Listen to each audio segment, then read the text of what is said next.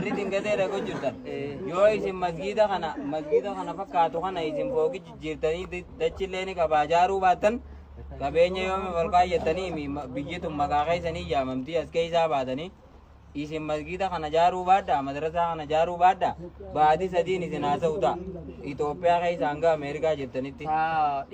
Daawwattoota hordoftoota keenyaarra bikkitti argamnu imala gartee sochii muhaadaraalee garaagaraa dhiyootan akkuma deemu jirru godina Harargee Lixaa keessa har'a bikkitti argamnu godina Harargee Lixaa aanaa gammachiis araddaa dingatee yookaan ga'u achitti argamna magaalaa dingateeti. Maatiin dilli isin argitan kun maadaa Araashii jeega inni kan ishee guddaan Adam Tuulaa hundeeyse maadaa Araashii erga hundeeyse Harargee baharraa ol dhoowuudhaan qaalii isaa godhanii ishee Naasirfaanis kaayyoo ishee Adam Tuulaa galmaan keenya jedhanii barattoota dila kana akkanatti walitti qabanii shamarranis ni jiranii muhaadaraa jecha amma qaraatii daabuu yaanii muhaadaraan isaanii shaabaana kana keessa guyyaada alada itti as deemu kana muhaadaraa qaba waan ta'eef kanaafi isaan ziyaaruu dhufne jechuudha. Assalaamu alaikum sheekh. Wa alaikum assalam wa rahmatullahi wa barakatuh. Sheekh ijoollee dilatan akkamuma dandeeyse kanaatitu jira. Rahmaan dandeeyse gaa dirqama ajaja rabbii bal'inuu wanni waloo kaana aayaa jinabiin alayhi salaatu wassalaam akka tokkollee taatinarraa dhiisa uummataa waan jiruuf dirqama jidduu taa'u jiru. Ayyee masgiida kana keessa karaasiftanii jechuudha. Amma ijoolleen dilli tun eebbaaf deemti. Eebbaaf deemti ganaadha. Kunis baadiyyaa keessa nama yaamuudhaaf kutanii muhaadaraan alada waan ta'eef jecha isintu dingatanuu dhufe malee namni daldalaa fee miti adda shanii. Biqiltan dingatee waan ta'eef dingate isin dhufne jira. Baga dhuftani. Isin ziyaarannee tama dhufne. Baga dhuftanii akkanarra jira. Warri nuti haajaa qabnu. Iddoon tuni masgiin wal ijaarmaa barbaada. Madrasaa kanattis kitaaba adda addaa barbaada. Itti daanee bal'isuu barbaada. Akkasutti rakkatte waan ta'e itti daanee ijaaruu barbaadna. Kanarratti gaa googoo dingatee warri ja'amu kun jiru. An kana ajaa'ibsiisu sheeka Finfinnee tana ogguun dhaqe tujjaara giseen arge dingate numa jaan Dubaayis dhaqe madura dingate numa jaan Ameerikaa tana warri ciisus dingate numa jaani dingateen san tanuma moota biraati mootanuma masgiinisi sharaa fakkaatu kan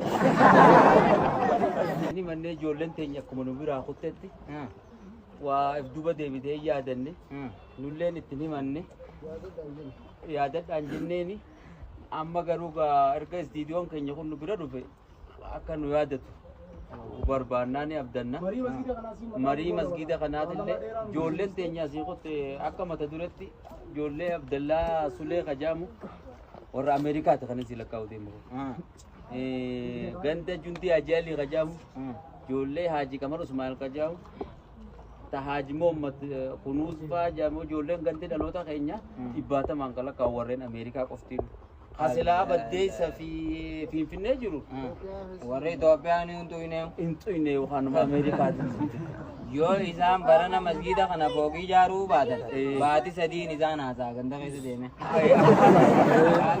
Yoo tana deemte ijoollee dhala lamaan takkaa abdiin irraa qaba innaa dhiyoo matana barbaarama deeggadda abbaate Ameerikaa.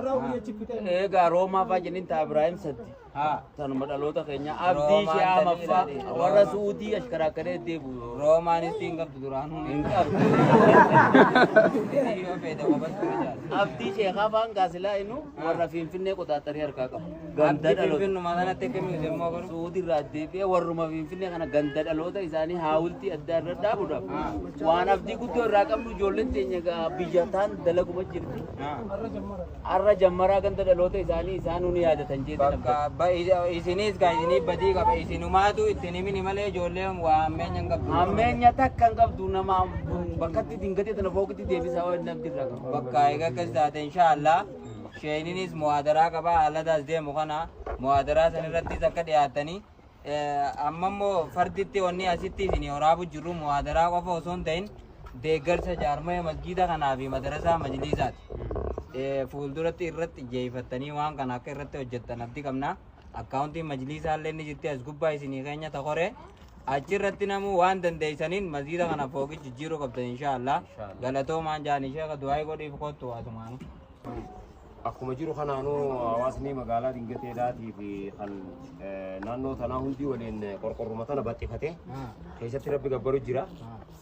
Har'a garuutu ijoollonni Dingatee himattu tan naannoo tanaa asiin helleen odaadhaan dibaalaadhaan hulaa qunnee fi naanneetti biyyoota addunyaa guutuu keessaa biyyoota dhibbaatamaan lakkaa'amu keessa jirti waan ta'eef masgiidni magaalaa Dingateedhaa kun har'aan tana eegaa istuudiyoon dhufee asirratti sagalee tana akka fuudhe ijoollonni biyyoota dhibbaatamaan lakkaa'amu keessa jirtu masgiida kana akka fooqitti nu jijjiiranii sheekha keenya Sheekh Naasir as majlisaa qubsiifnee masgiidaa fi iddoo madrasaadhaa waliin itti rakkattee jirtu kana akka diirra bibira dhaabbatanii addunyaan guyyaan isiin taatu guyyaa akhiraatiifi sinqii akhiraatiifi kanaafuu akka masgiida kana gara fooqitti jijjiiran madrasaa kanallee akka majlisa kanaaf mijataa taasisan kan madda raashiidhaa kan akka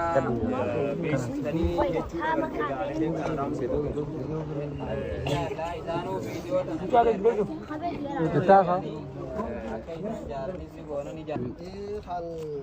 asitti wal qabamtanis rabbiin ilmi barakaa rizqii barakaa rabbi sinaa amiin summoota nutti dhufes rabbi amiin keessa amiin ilmi barakaa rizqii barakaa rabbi itti waan amiin haajaa keessanoota rabbi sinaa guutu amiin nama eegii rabbii mul'isu sababaa nama asuma kun garsiifannaa dhageessifannaa osoo hin taane dii rabbii mul'isuudhaan iddoo fi yaadachiisuudha sadaqaan jaariyaa taate hawaasa kanaa taate kan bakka biroo taate tarahima maxxanfatu irra dachaa nabiin alayhi salaatu salaam kana waan yaadu jecha masgiida rahima kanaa yoo jaal sadaqaan dachaa isaa taatu jecha rakkoo rabbi nu habaasu rabbi rakkoo nu habaasu rabbi rakkoo nu habaasu rakkoo addunyaa kana haala jirtu kaas keessa jirtu hundi rabbi si habaasu biyyoota addunyaa kanarra jirtu hundi rabbi si habaasu rabbi rakkoo ta'e si habaasu rabbi qubsates rabbi nu haafi balaa mugdiitis rabbi sirraa